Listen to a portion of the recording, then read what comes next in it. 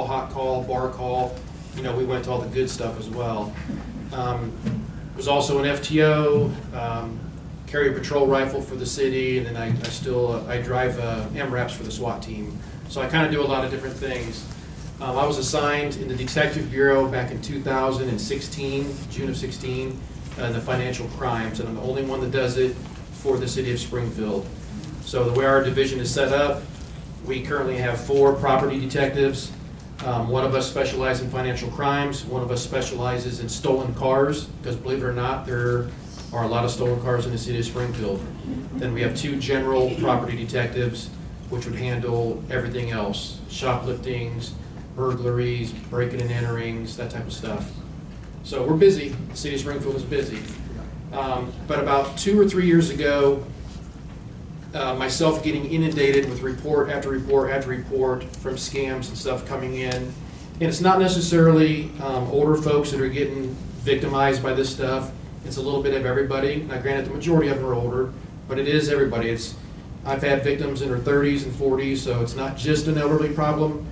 But about 3 years ago, I went to the chief, and I felt the need that we needed to do something, just to get a little bit of information out there. Obviously, there's a lot of scams out there, and there's no way I have enough time in a day to touch on every one. But what I'm going to do for you guys today is touch on several that we see over and over again here in the city of Springfield, some of our common scams. This is just a rundown of what we're going to be talking about today. Again, all of these are stuff that we've seen right here in the city or even in the county at the Clark County Sheriff's Office, which we do work together sometimes on certain things. If we have scams that are victimizing city residents as well as county residents, I'll work with one of the detectives over there. So our first scam we're going to talk about today is a lover scam or imposter scam. And just understand that everything that we're going to talk about today, they can all kind of be categorized under an imposter scam. So basically it's somebody else pretending to be somebody else that they're not in order to gain access to your money or whatever else they can get access to. Okay, so they're going to pretend to be somebody they're not. They're going to make you believe it. They want to basically make you have a sense of urgency to do what they want to do. Okay, they're going to try to keep you on the phone with these things. They're going to make it seem really relevant and really, something you have to do quickly. But when we talk about lover scams, most of these I've dealt with, folks are meeting in online chat rooms, whether it be Facebook, whether it be Snapchat, Instagram, online chats, whatever. And they meet somebody, usually they're going to tell them that they're overseas and they're out of the United States for whatever reason. Usually it's military or away on business or something like that. They're going to try to gain your trust, and these scams can go on for months or longer. Some of them have even gone on for years. I've actually investigated one that a gentleman talked to this lady for well over a year and a half, I believe, before he ever asked her for anything. So just understand that. They call this scam, these types of scams, the butchering. As I see down the bottom, it's called pig butchering, because when they're gaining the trust, it's called fattening the pig. And the reason why they say that is because, obviously before you butcher an animal, you want them to get them nice and fat, right? Get more meat, more money, whatever. Well, that's the same in this situation here. They want to gain your trust. They want to talk to you, like I said, a year and a half, whatever is the longest one I've had, but sometimes it's a couple months, you never know. It just depends on the situation. They'll ask for money or products. Typically, again, in my experience here in the city, it's been military people or posing as military people.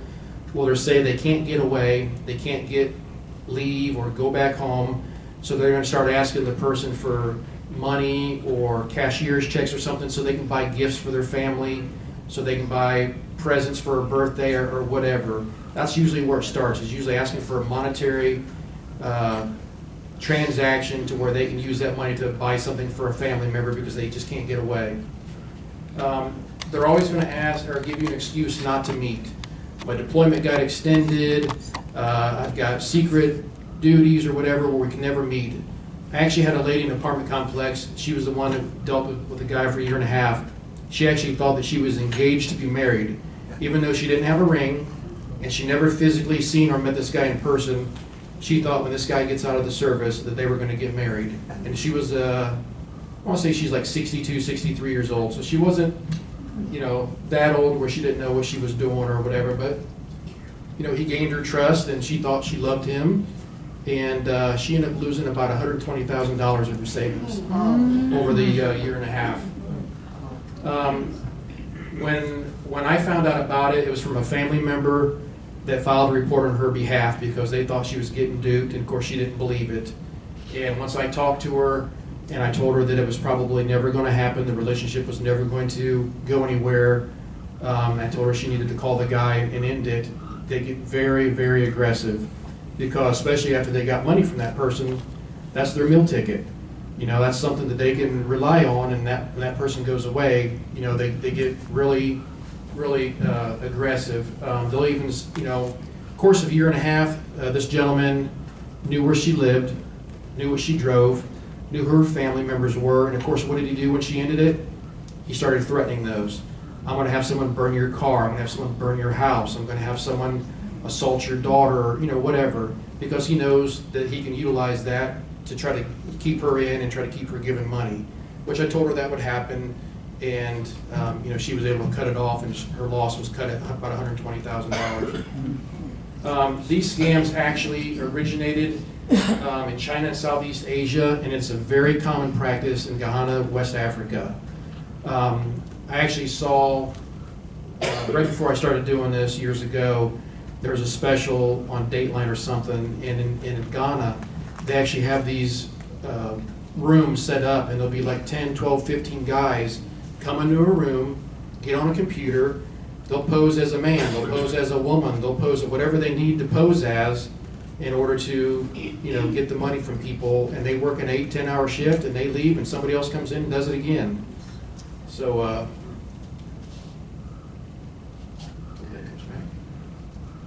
but this is something that they do for a living. That's what they make their money on. And if you guys want, I can take questions after each slide, or we can do questions at the end, however you guys feel comfortable in doing it. I don't want to get down a rabbit hole on any one particular thing, but you know, your time is valuable just as mine is, so however you guys want to do it. Why don't you do it at the end? Okay. Next one we're going to talk about is a mystery or secret shopper. I usually get about 1 or 2 of these a year, and typically this is when the younger folk will get victimized. They'll see an ad in the paper, or they'll see an ad online where it's promising a big payday for very little work. Some of the younger folks today want to try to do something for nothing, and this is why they usually get victimized. They'll answer an ad on the paper, they'll answer an ad in Craigslist, they answer an ad online, Facebook Marketplace, and then what they'll do is they'll say, we're going to pay you $2,600 or $2,500 for 3 hours of work a week. That sounds pretty darn good, doesn't it? Typically what they'll have to do is they'll have to agree to receive items in the mail, either through UPS or FedEx typically, and usually it's electronic items, high dollar items such as laptops, TVs, iPads, stuff like that, cell phones, and then all they have to do is get this item, open it up, make sure everything's there, make sure all the pieces and parts are there, and then they repackage it, and the bad actor or imposter will send them a new packing label. We'll slap that on the box and they'll ship it out. Okay, so what these folks become is an unknown participant in a scam, because a lot of times these items are bought with stolen credit cards.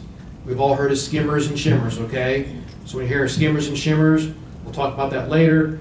They're getting your credit card data, or they're getting your debit card data. People are making new cards, they're buying these products, and then they're shipping them off to people, and then shipping them off and using third-party people. So it ends up becoming like a layer of an onion. The more layers you have to cover up the original bad actor, the harder it is for us as law enforcement. Even the FBI or somebody has a lot of intelligence or a lot of resources, it's harder for them to crack and find out who that person is. So the more layers they put on, the harder for us is to make an arrest. Again, the paycheck that they promise, you'll never get. So again, a lot of these times, it's going to be younger folk that are going to be victims of this. IRS, Social Security, and government. Typically, we're going to receive text messages or phone calls on our cell phone. I'm sure everybody in here who has a cell phone or even a home phone, I'm sure they've gotten either a call or a text message from a number they didn't know. Nowadays, of course, it'll come up as possibly spam, telemarketer, or something like that. Most of us should be ignoring those calls and not answering them. I always say if you answer one, and even if you're just messing with the person, you're going to get more because they know that you're going to answer the phone. So if you have a cell phone and it comes up scam or comes up telemarketer, don't answer it.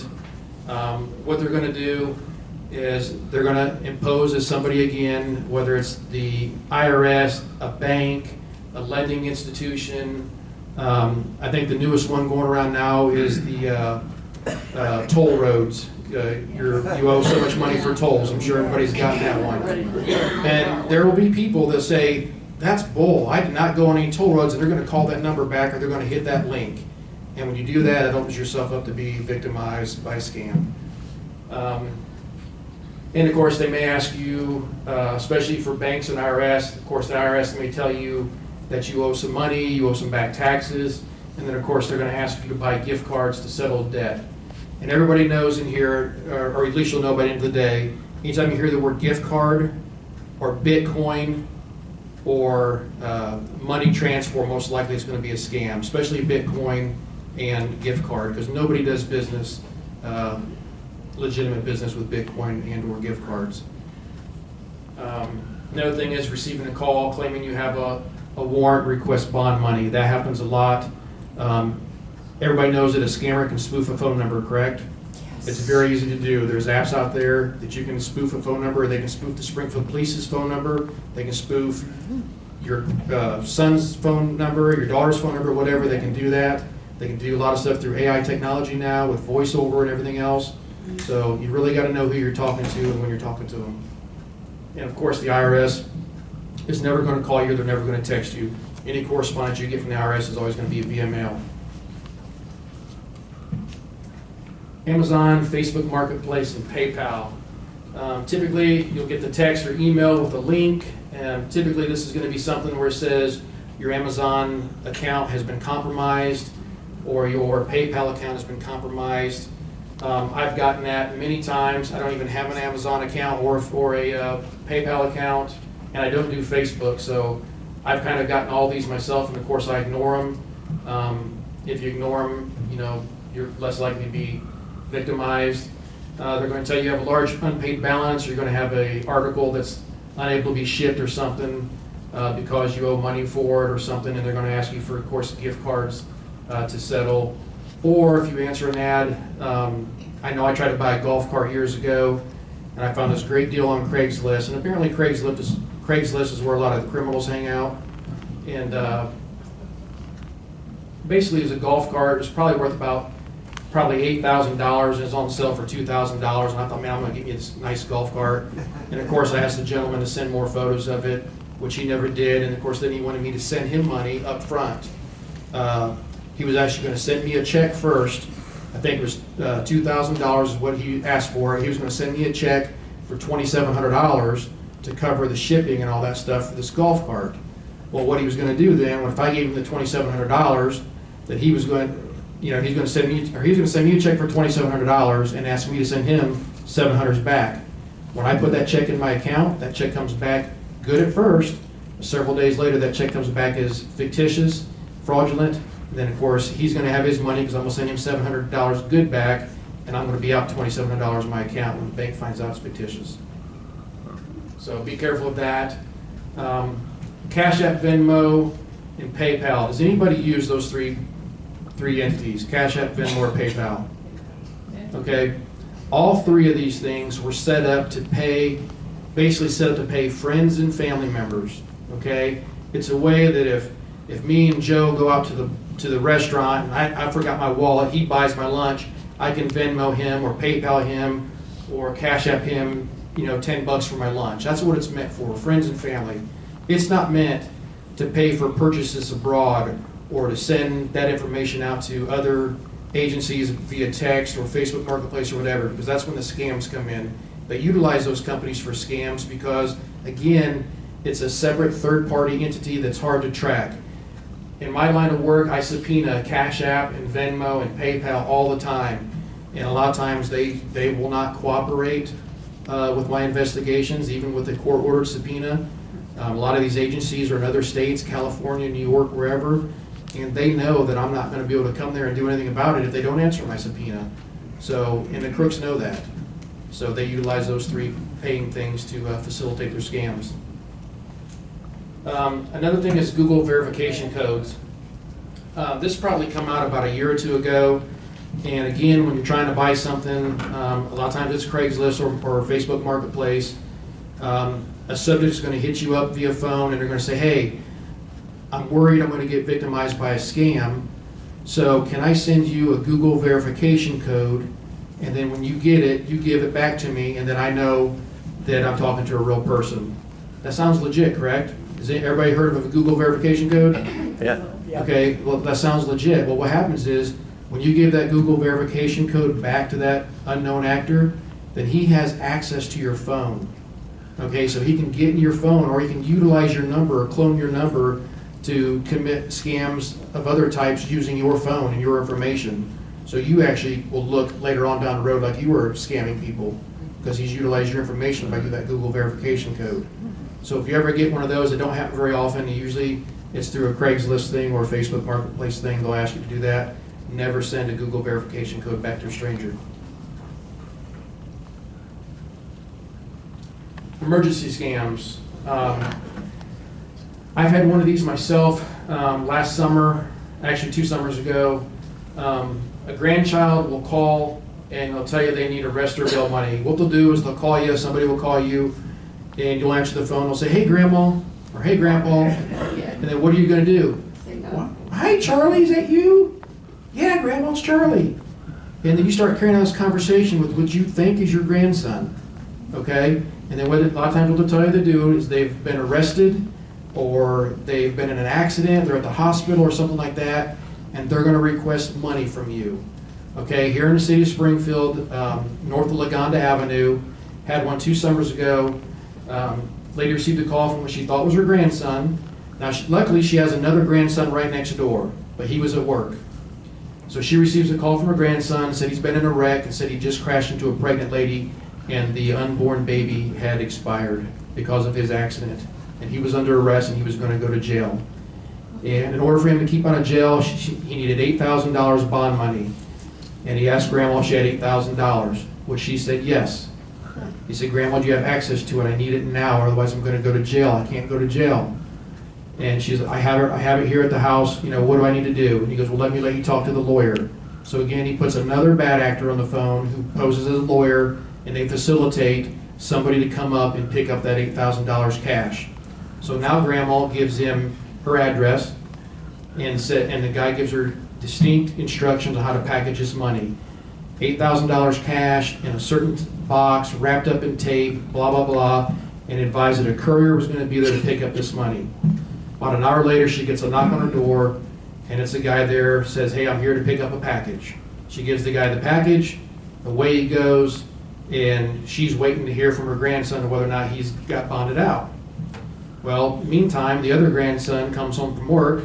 She runs over and says, hey, Jimmy was just in an accident. He killed some pregnant lady's kid. You know, he's in jail. I just sent bond money. She goes, whoa, Grandma. She goes, how do you know he called? Did you call him? Did you talk to his mom, which would be her daughter? No. Let's call her. So he calls Mom, and she goes, no, he's not arrested. He's not anywhere. So get a hold of the grandson. No, Grandma, I'm home. I'm here. So she knew she was scammed at that point. So she files a report. She's out $8,500. What do we do? So everybody in the city of Springfield maybe not knows this, but we have a system called Flock. Those are cameras that are set up all over the city of Springfield. There's a couple in the county. And they're actually all over the United States. Certain agencies have them, or certain municipalities have them. And what they do is there are cameras on the intersections, cameras in the city, but they don't check for speed. They don't check for red lights. All they do is just record 24/7. They're recording license plates and cars. Okay? Kind of Big Brother, but no one's watching or anything like that. But what it is, it opens the door for us as law enforcement. She had told me it was a beige SUV. So what I did is I went to our Flock system, entered beige SUV, and I entered for all the cameras that are around the area of Lagonda. Luckily, within 2 minutes, I found the car. So when I find the car, I get the license plate. I run the license plate through Leeds, comes back to a guy in Springfield. I was all excited, like, I'm actually going to be able to arrest somebody on this. So me and another detective go over to this guy's house, knock on the door, his wife answers. I said, is so-and-so here? No, he's at work. I said, what does he do? And she said, he's a Lyft driver. Does everybody know what Lyft is? So Lyft is a thing like Uber. It's a ride program. So I said, okay. I said, is there any way you can get a hold of him for me? So she calls him on the phone. I pick up the phone, talk to him. I said, hey, was you just at Laganda, off Laganda Avenue? It's actually on Gothic Street. And he says, yeah, because I went over there and picked up a package. I said, do you know what you picked up? He said, no, it was a small box. I said, what'd you do with it then? He goes, I took it to Columbus. I said, okay, where did you go in Columbus? He goes, I went over off Lane Avenue, over by campus, and I was supposed to meet at the bank. So I parked in front of the bank, and he said, I walked down the street, and all of a sudden this guy says, hey, are you Larry? And I said, yeah, I'm Larry. He goes, are you Dave? Because Dave is who we were supposed to meet. I said, yeah, I'm Dave. And he handed him the package. And that was the end of it. So I got a hold of the bank that was on Lane Avenue. And of course, watching an hour of surveillance footage, I was unable to find the car. I was unable to find the guy. And again, this is another situation where it's another layer of an onion. So this guy, this Lyft driver, was an unknown participant in this scam, probably dropped the money off to another unknown participant, which probably another Uber driver or Lyft, and who knows where that money ended up. And I'm sure we all have seen the Springfield news when the older gentleman out in the county ended up shooting that lady. We all remember that? Yeah. That was the same type of scam. He got the grandpa scam and asked the money. When that lady showed up to his residence, again, she was a Lyft driver. She was an unknown participant, and he thought that she was part of that scam. And the part that they show on TV, when she's backing up in front of the car, at that point she was already shot. Does anybody know that? Yeah. According to Detective Melkai, she was already shot one time when she was backing up in front of the car. And when they got out of the frame, that's when he finished her off. So again, he's thinking she's part of this scam and she's trying to get one over on him. He took it a little too far, of course, but just understand that not everybody that's in this really knows what's going on. You know, there are unknown participants.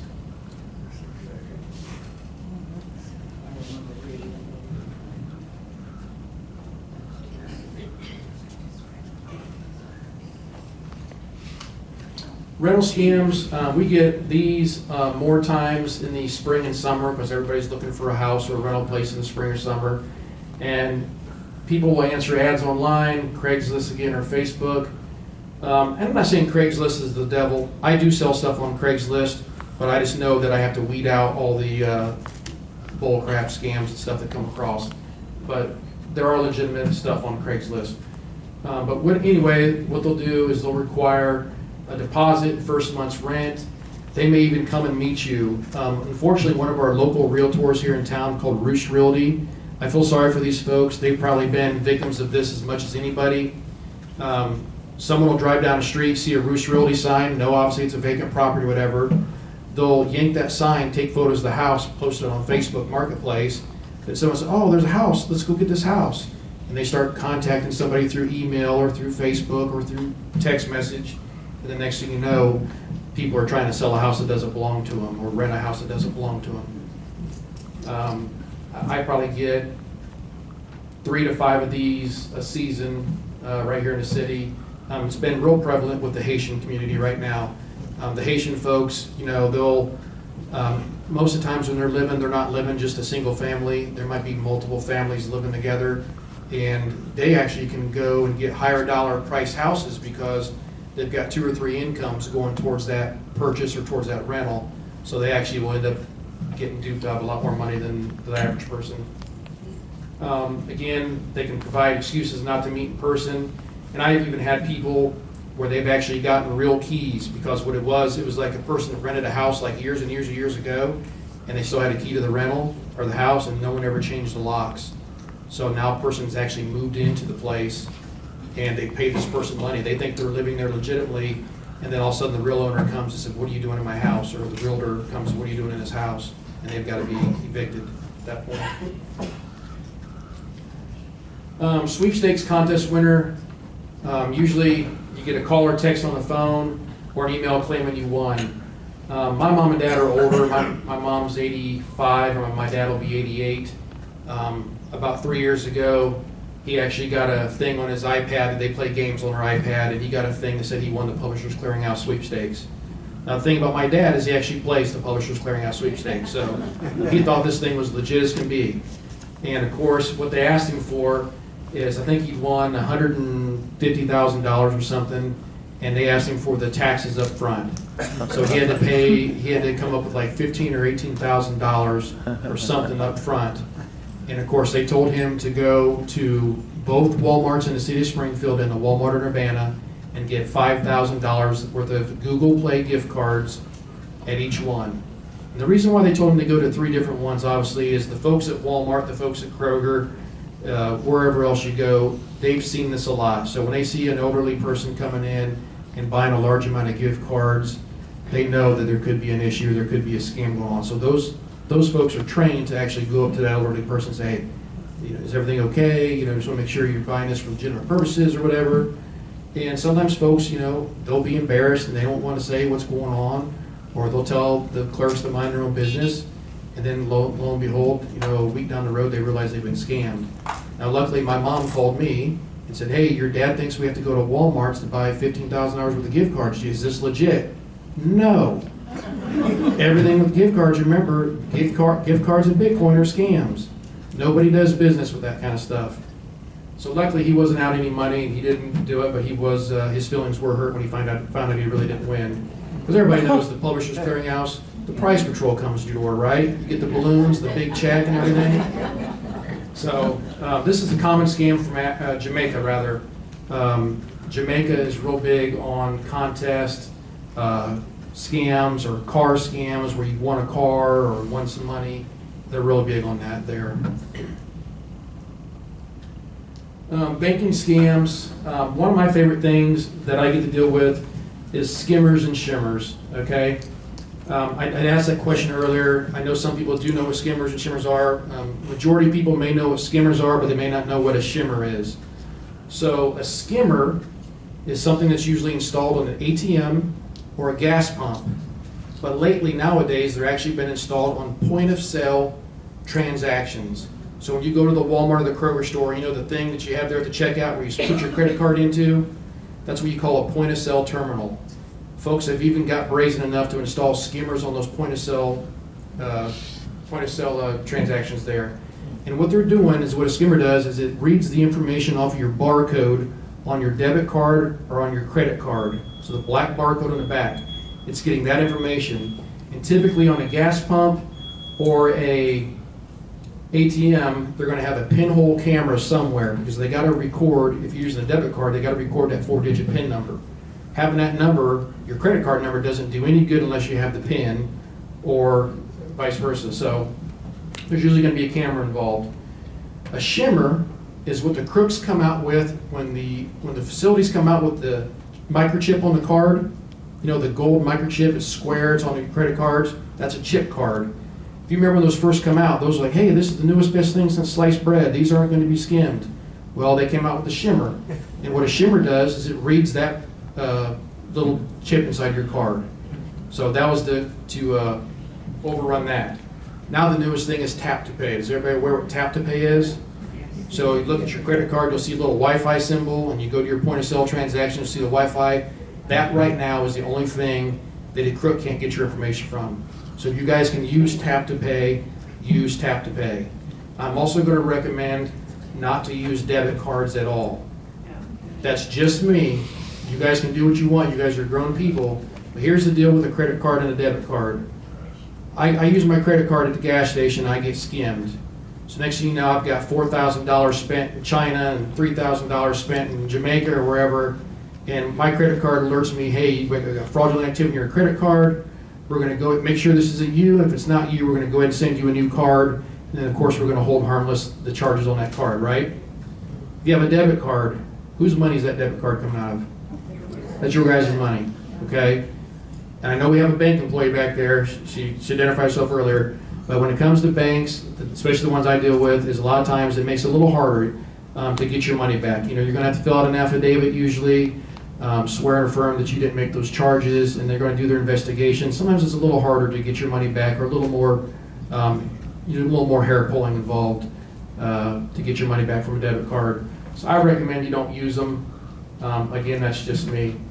When it comes to gas ATM skimmers, it's Cuban, Romanian, Eastern European nationals. I've gotten tons and tons and tons of video surveillance, and I'm going to show you some videos here after a bit. So what people do is they put the skimmers on the banks on Friday night after closing. They slide in there, because when do people use the ATMs? For the most part, they use them on the weekends, Friday, Saturday, Sunday. Bank closes on Friday, they slide in, throw a skimmer on the ATM, come back and pick it up Sunday night or Monday morning early before the bank opens. Bank's never none the wiser until their customers start getting their credit cards compromised. What I recommend you do when it comes to skimmers and stuff is when you go to an ATM, a lot of times they'll have like a green bubble, or it's the thing you put your card in. Just kind of give it a little tug, because it's called an overlay. An overlay is a type of skimmer that goes on there, and it goes right over the existing card reader, and you can just barely pull on that and it'll pop off, because usually they're on there with 3M tape. And then of course the camera's usually somewhere either on the keypad camera or there'll be one above. But that's just something I do when I go to the ATM. I just kind of tug on the card reader, make sure it's legitimately attached. Checking account fraud or check washing. Has everybody heard of check washing? So this is probably one of the biggest things I get is, so folks will either find an old paycheck or an old check from a business, or they'll steal one out of the mailbox. So if anybody lives in the county, which I do, and when somebody's mailing something in the county, what do? They stick the little red flag up on their mailbox. That lets the mailman know there's something in there that needs to be taken. That also lets every other Joe Blow know that there's something there that needs taken. And a lot of times this happens during Christmas. Folks are mailing out Christmas cards or whatever, gift cards for the kids or the grandkids. So they'll take those, or a lot of times people are mailing their bills out, their monthly bills. And check washing, of course, is taking a check. Of course, when you get somebody's check, you got the routing number, you got the account number. So you can take that information, you can go to the local Office Depot or Office Max, grab a box of check stock, and you can start making checks. It's real easy to do. Obviously, I'm taking your personal check, and the check stock I'm buying is going to look like a business check or whatever, but I have all your information on it.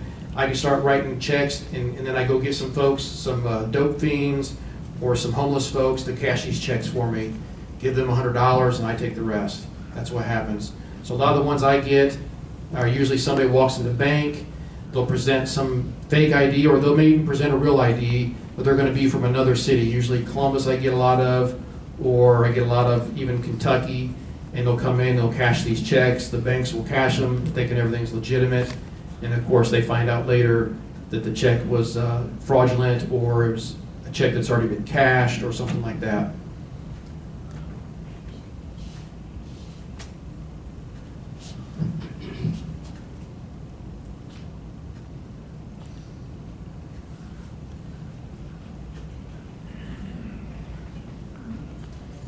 Mail checks, these are typically going to be checks that you're going to find in the mail.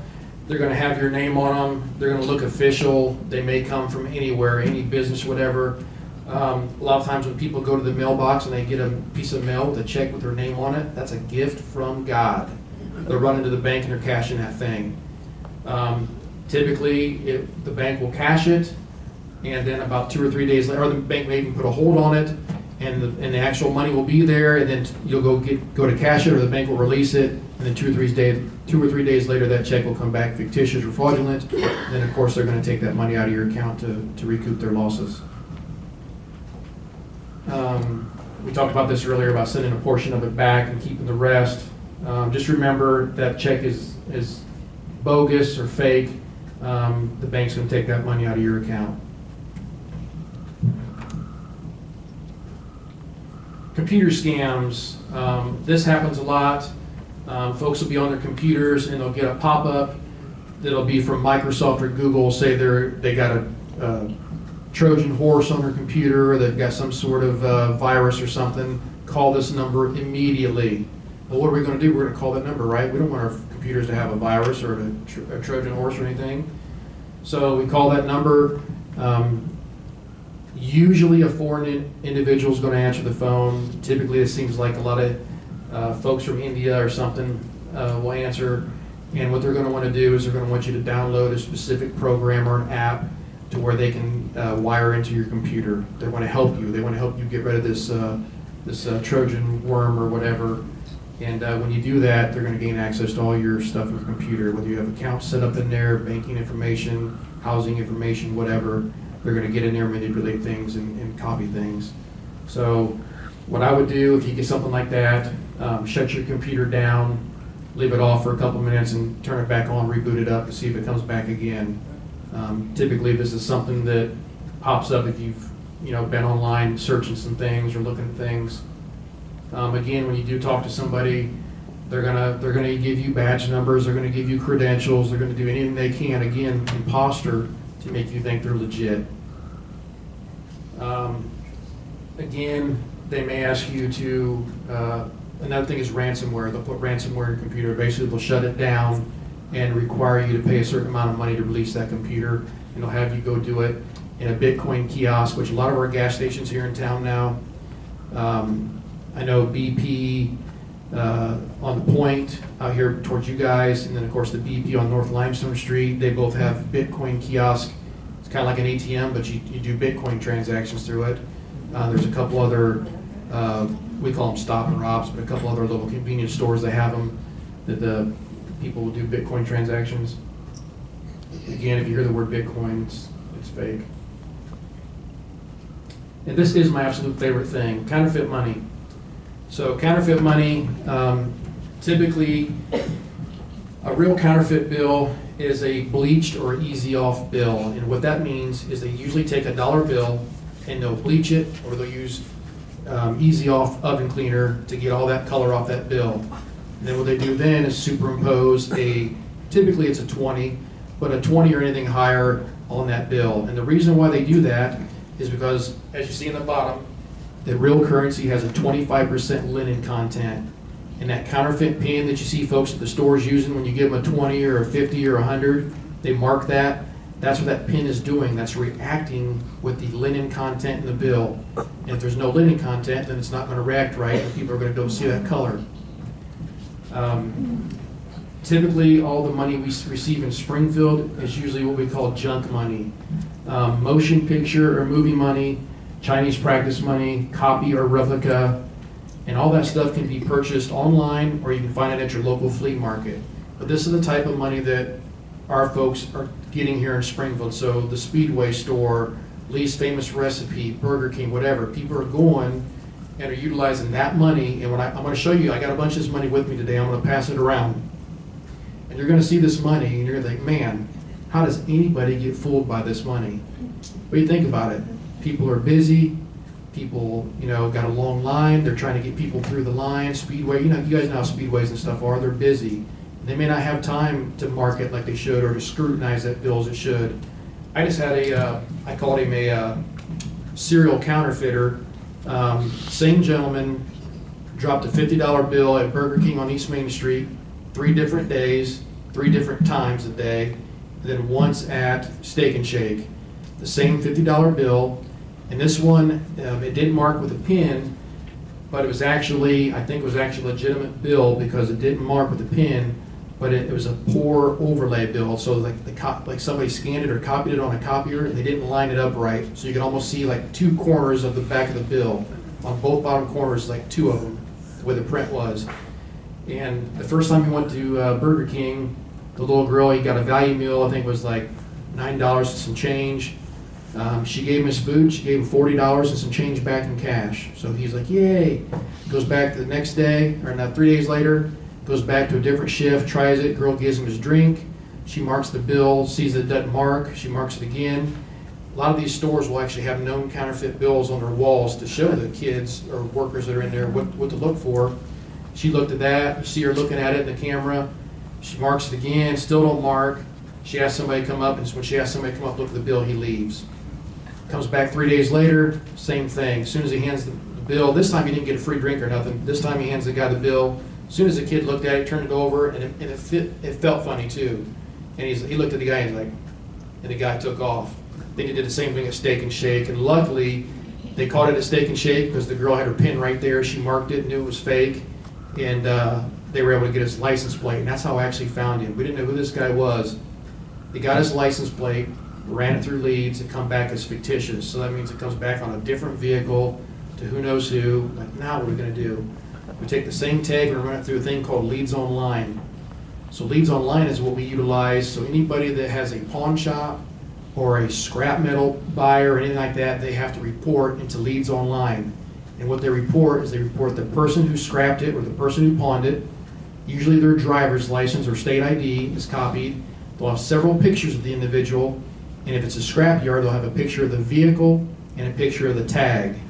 Luckily, this guy has been scrapping 81 times since January 1st of this year. 81 times his vehicles went through the scrap yard, and all 81 times come back to this guy. Well, after looking at all the videos, I knew I recognized the guy, but I just couldn't tell who it was. The video was kind of fuzzy. Well, as soon as I found out who it was, I've been dealing with this guy my whole career, and luckily I was able to put 4 charges on him. Counterfeit money, if I can prove that your intent is to defraud, it's a 4th-degree felony. No matter if you do a counterfeit dollar bill or if it's a counterfeit $100 bill, it's a 4th-degree felony. That's the hard part, is proving that someone has the intent to defraud. You right now could have any one of these counterfeit bills in your pocket and it's not against the law. You can have them in your car, it's not against the law. Because people utilize this stuff, what it's meant for is utilize it to teach their kids or to have in schools, you know, the preschools, again, movie money. So it's legitimate stuff, but it's not meant to be passed for transactions. And if I can prove that you did that knowingly, you're going to get charged with a felony 4. And this guy's looking at 4 of them. He's got a record longer than your arm, so that'll put him in prison. So what we're going to do now is I'm going to show you guys a few of these skimmers and shimmers that we've been talking about, and then I'm going to show you a video right here from Walmart, 2 individuals putting a skimmer on a point of sale, and then we'll take questions and stuff.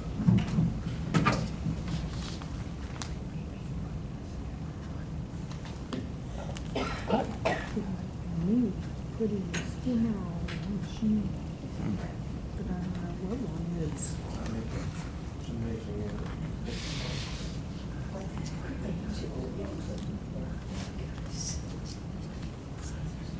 Okay, so this is an example of a skimmer. So they got the skimmer device, and then of course what they're showing you is a pinhole of a camera. Now all of these are what they call overlays. So the top gray piece on top is a piece of plastic that resembles the existing plastic that's on the ATM, and they just take another piece and they overlay it, and inside that is the pinhole camera. That's going to record your keypad transactions. That's going to record your 4-digit PIN number. And then of course, when you slide your card in, the device is going to trap your card number.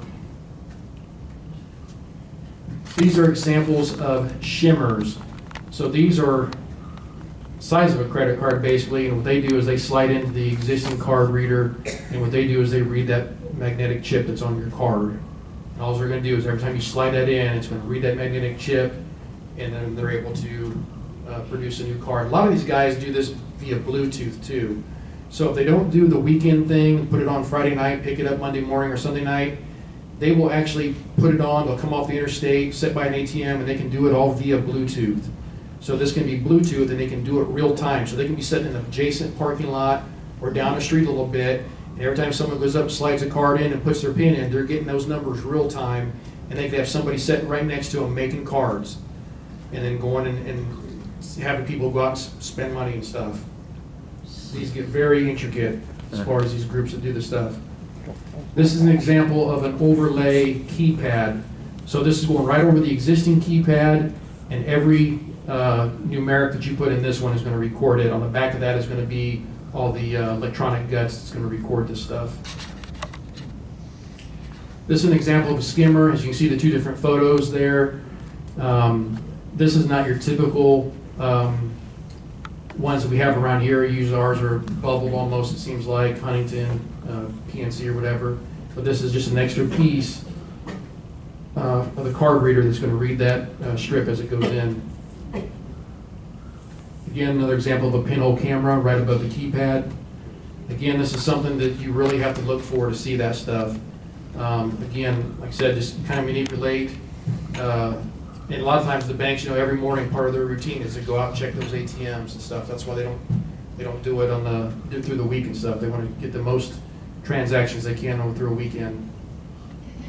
This is what I'm talking about. This is a bubble overlay. They used to have ones like this at Huntington Bank. I think they still do, with the green bubbles like this.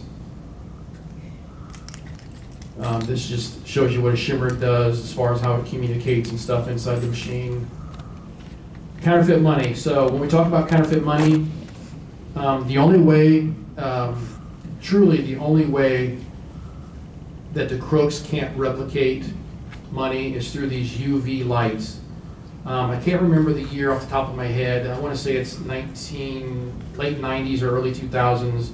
They started putting these lights in the bills, and what they do is they react under UV light. Each bill, 5, 10, 20, 50, and 100, have a different frequency of UV light, and it's going to be a different part of the bill. So 5 will be, as you see where it is, see how they're all different places and they're all different colors. That is the only way right now that 100% that a crook can't make a bill, is with that stuff. They can manipulate the ink, the rising rigid ink. They can do that. They can do, beat the counterfeit pin by utilizing real bills. They can do the holograms, all that stuff, but they can't replicate this technology. And these are the readers that they have. I believe Fazoli's on East Main Street has one of these readers. And you can see when they slide the bill in there on the bottom, you'll see 10, 5, 50, 100, and that's going to be the color of the light that's going to produce, and of course the location of where that light should be. So when they slide that bill in there, the clerk's going to know that that's a legitimate bill. Some more pictures. I'm going to play you a video.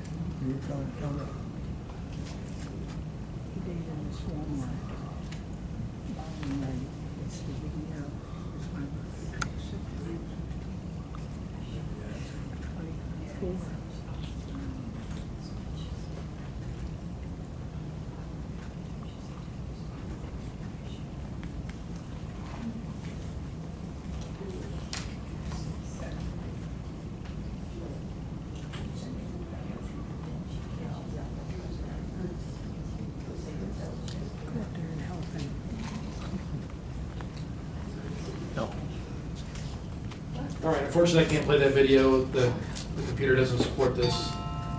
What this video was two gentlemen that walked into one of our local Walmarts. They are of not Middle Eastern, they are of Eastern European descent. They walk into Walmart. One gentleman's wearing a hoodie, other gentleman's wearing t-shirt and shorts. They've got a couple items for purchase. They walked up into a regular checkout line where their clerk is working. One guy's got a t-shirt on a hanger. And what he's got the t-shirt on the hanger for is he's using the t-shirt on the hanger to hide from the customer behind them what they're getting ready to do. So one guy goes up, he puts all of his stuff on the belt runs down, cashier's typing everything in, scanning everything. Of course, what does she have in front of her face? She has the monitor. She can't see the point of sale transaction thing on the counter there. So the gentleman walks over with the hoodie. He pulls out from underneath his hoodie a perfect overlay of that NCR point of sale transaction thing, slides it on over the existing one. So he got away scot-free there. They go ahead and pay for their items, they leave. That was on that point of sale terminal for, I want to say, 3 weeks before they found it. After so long, they didn't go back and get it. It actually started malfunctioning the existing NCR point of sale terminal. So NCR actually come in for a repair, and then he actually found that skimmer on there. So luckily, and I want to believe that since that wasn't found or never was come and picked back up, I'm hoping that no one was actually compromised. And I haven't had any reports that anybody was compromised. But then what I do is when I get those skimmers and shimmers, I call the Secret Service and they come and get them. I'm sure you guys have all heard stuff, you know, watching TV and stuff coming up. Bomb makers, you know, the certain bombs, the stuff they use to make bombs with or whatever, people kind of leave a fingerprint, or they all make them, you know, certain people make this a certain way. Same thing with skimmers and shimmers. Everybody leaves a tall tale sign of what they do when they make them. So the Secret Service gets them from all over the United States, and when they get these things, they can actually link them to certain people or certain groups. So I always give all of my stuff to the Secret Service because obviously we don't get trained in that kind of stuff and know what to do. We don't have that type of forensic technology to where we can go through that stuff. And so the Secret Service comes in when I call them, they come to take that stuff and investigate. So the only thing I have left, guys, I have counterfeit money that I'm going to send around. So I'm going to open this up. If you guys have any questions, comments, any stories you guys want to say, I'm more than happy to hear it. When you get these things on your cell phone or computer or whatever, basically cell phone, and is it better to block or just delete or what? Because if you open it, they know a human's touched it. Right. So what I typically do, I would recommend you either block them, or when it's a text message, you can actually delete and report junk. I don't know if you have an iPhone. I'm not sure how Androids do, but if you have an iPhone, you can delete and report junk. But I never recommend opening or clicking any links or answering any calls. Again, once you answer one, they're like, hey, we got a live one here, and you'll start getting more and more and more. But if you block it, you've had to get the So, number. so just understand, so you can block that number, okay? But remember, these scams that are coming via text message or via phone call are from spoofed numbers, okay? I've actually had my phone number spoofed because people have called me and said, yeah, you just called me? No, I didn't. Yeah, you did. No, I didn't, but my number was spoofed and they were using my number to try to facilitate a scam. But doesn't that mean they know a human's touched it and they'll try again with another number? They could. The best thing to do is not answer them and not respond to them. Like I said, when you can look at my phone right now, I'll show you, I still probably get 5 telemarketer scam calls a day that I ignore. So the last question is, we're at the bank, is there any way you can hide your hand from that Yes, camera? so again, go to the ATM, the card reader, just kind of, you don't have to yank it, you know, Hulk smash it, just kind of feel it, see what's, because if it's going to come off with 3M tape, it's going to pop right off. So just kind of, you know, make sure, you know, it's not going to come off, make sure it's legit. Then yes, by all means, shield. And another thing too, when we talk about skimmers, gas pumps. So the folks that are going to put the skimmers on gas pumps, they're going to be on the farthest most gas pump from the clerk. So if you're going to use a credit card at a gas pump, use one that's close to where the clerk can see or there's traffic and stuff.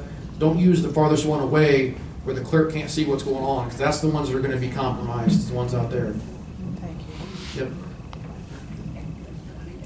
I have a question you didn't cover, but it's kind of related to this.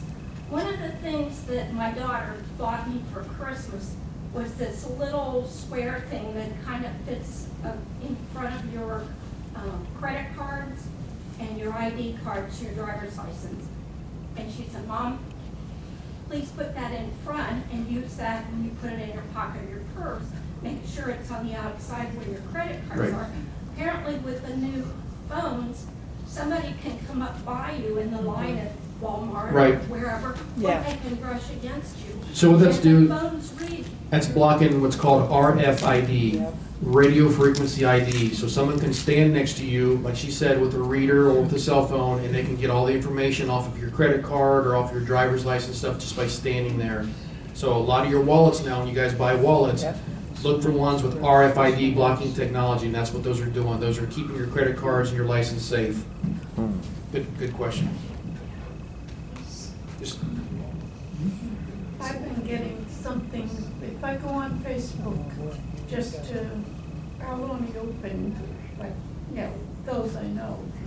But I cannot get rid of one thing. It says Reels, R-E-E-L, and it's got a little part of a story, and I want you to click and see more. So what a Reels is, so that's like, Instagram has it as well. So if you do a post, let's say you take a picture of your dog and you post it, you know, Rufus having a great day or something.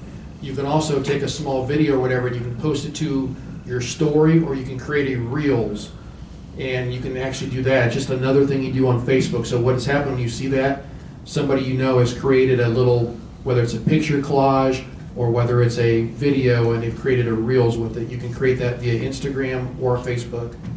I can't get rid of it. Yeah. I mean, is there a way?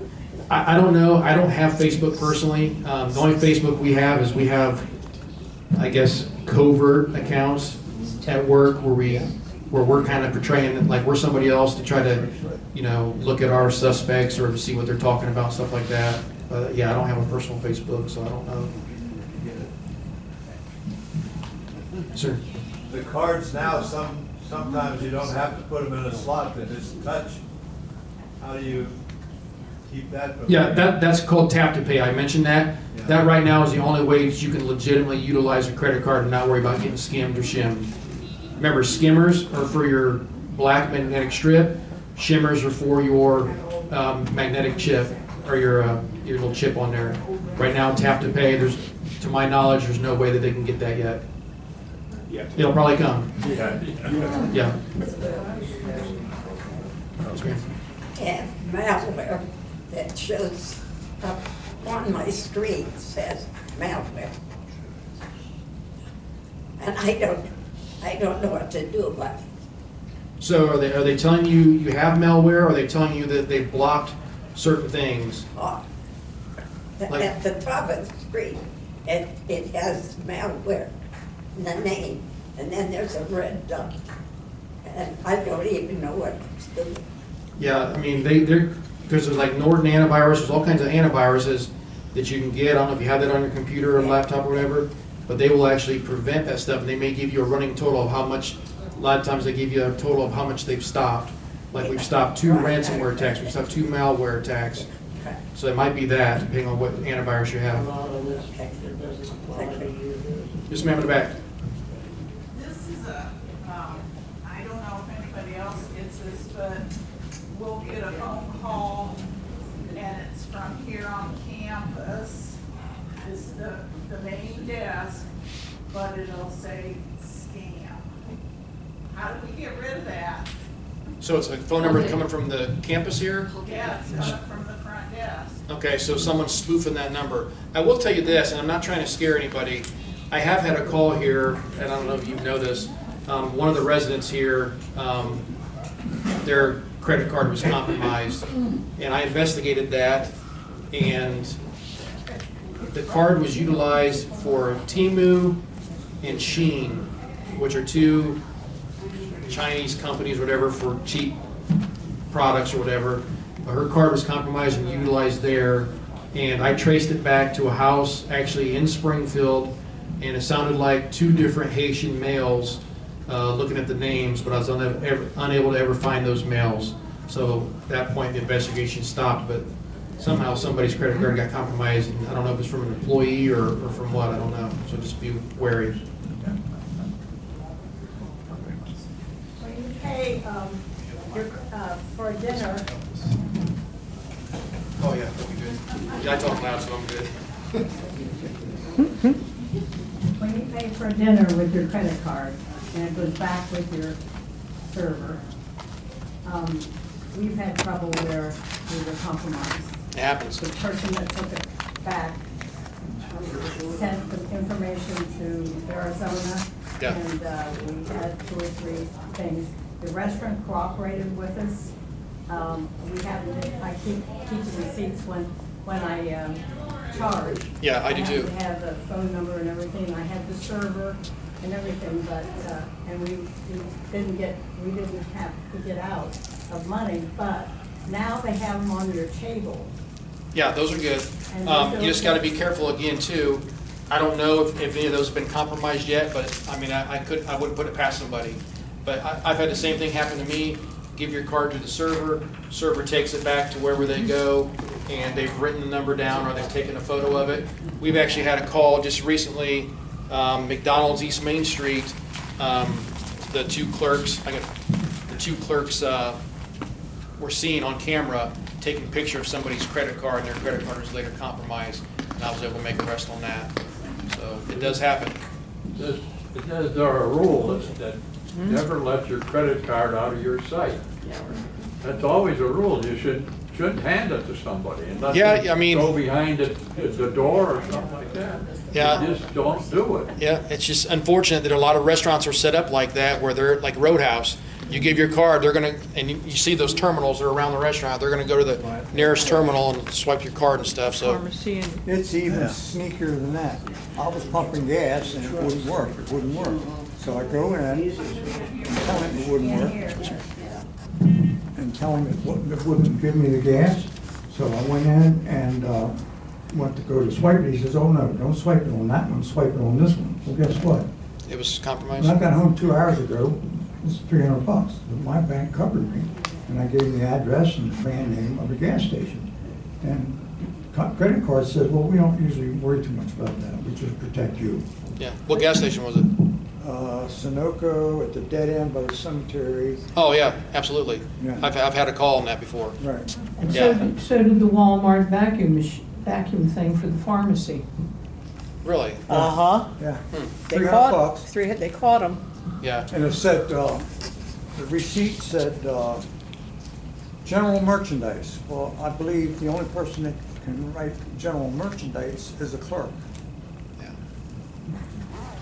It's possible, but yeah, I've had somebody's I was paying credit for card my- I was paying for my compromised prescription. from that, because actually it's not, is it Sunoco or is it, it's been like 3 or 4 different names, right there, I know what you're talking about, right there in St. Paris. The dead end. Yeah, when you come around the cemetery curve. So I Yeah, don't go there. yeah. Yeah, that guy that owns Sonny's drive-through down there on Belmont. So guys, I'm gonna pass this counterfeit money around. When I do, I want you to look at it, I want you to feel it. Some of this stuff is gonna feel really good, it's gonna feel really legit, it's gonna feel worn, it's gonna feel like paper. You're gonna see stuff that's gonna be like this one here. This is terrible. This feels like junk, it feels fake, there's no hologram in it, you know, there's a lot of stuff. But if I'm a busy clerk at Speedway, or if I'm a young kid working at Roadhouse and you hand me this, I'm getting my job done, and I'm not gonna scrutinize it. And that's what people prey upon. They prey upon somebody that's busy or a young kid that's not gonna scrutinize it like they should. Some of these, you look at them, you know, they're gonna say copy money, some of them are gonna say replica. And this is one that you're gonna see, you don't know how anybody in the world would ever take this. This is what's called Chinese practice money. If you see that, it's got Chinese writing on it. But the bill itself feels real, it feels good. So if I'm not paying attention, and I feel, you know, I'm just gonna do it. You gotta look at this stuff. So I'm just gonna pass this around, just kind of go through it real quick. Okay. And pass them down, just ask you anybody, don't keep it, try to spend it. We're checking your pockets. Anybody have anything else? The store